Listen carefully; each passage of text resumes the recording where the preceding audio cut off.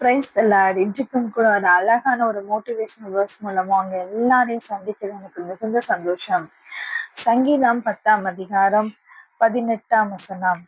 மண்ணான மனுஷன் இனி பலவந்தம் செய்ய தொடராதபடிக்கு தேவரீர் திக்கற்ற பிள்ளைகளுக்கும் ஒடுக்கப்பட்டவர்களுக்கும் நீதி செய்ய உம்முடைய செவிகளை சாய்த்து கேட்டருளுவீர். திக்கற்ற பிள்ளைகளுக்கும் ஒடுக்கப்பட்டவர்களுக்கும் நீதி செய்ய உங்களுடைய செவிகளை சாய்த்து கேட்டருளுவீர்.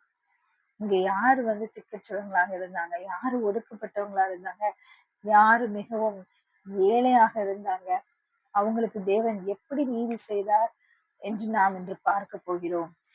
தியானத்துக்காக நாம் எடுத்துக்கொள்ள பகுதிகிற வேத பகுதி 2 சாமுவேல் 11ஆம் அதிகாரம்.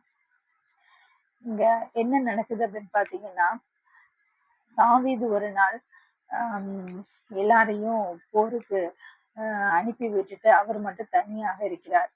அப்பொழுது என்ன பண்றாரு அப்படின்னா, அவரோட வீட்டில் மாடி பகுதியில அவர் உலாவி கொண்டிருக்கும் பொழுது அங்க ஒரு ஸ்திரீ குளித்து கொண்டிருப்பதை அவர் பார்க்கிறார். பார்த்து இது யாருன்னு சொல்லி விசாரித்து ஆட்களை அனுப்பி விசாரித்து வர சொல்லுகிறார். அப்பொழுதுதான் தெரிகிறது போர் வீரரான ஊரியாவின் மனைவி ஆகிய பத்சேபாள் என்று.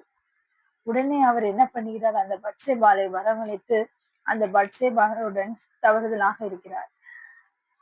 பின்பு அந்த பத்சேபாளை ஊரியாவின் வீட்டிற்கே அனுப்பி விடுகிறார். இவ்வாறாக ஒரு பெரிய மன்னிக்க முடியாத ஒரு பாவத்தை தாவீது அன்றைக்கு செய்து விட்டார். பின்பு ஊரியாவின் மனைவியாகிய அந்த பத்சேபாள் சொல்லி அனுப்புறாங்க, நான் கர்ப்பவதியாக இருக்கிறேன் என்று சொல்லி. ஒரு பாவம் பண்ணிட்டாரு. இப்பொழுது அந்த பாவத்தை மறைப்பதற்காக இன்னும் துணிகரமான அடுத்த பாவங்களை அவர் செய்கிறார் பாருங்களேன். அடுத்த உடனே என்ன பண்றாரு அப்படின்னா, அந்த ஊரியாவை எப்படியாவது இந்த டைம்ல என் மனைவியின் இடத்துல சேரும்படி அவனை அனுப்பிவிடலாம் என்று பார்க்கிறார். ஏன்னா ஊரியாவுக்கு பின்பதாக சந்தேகம் வரக்கூடாது இல்லையா?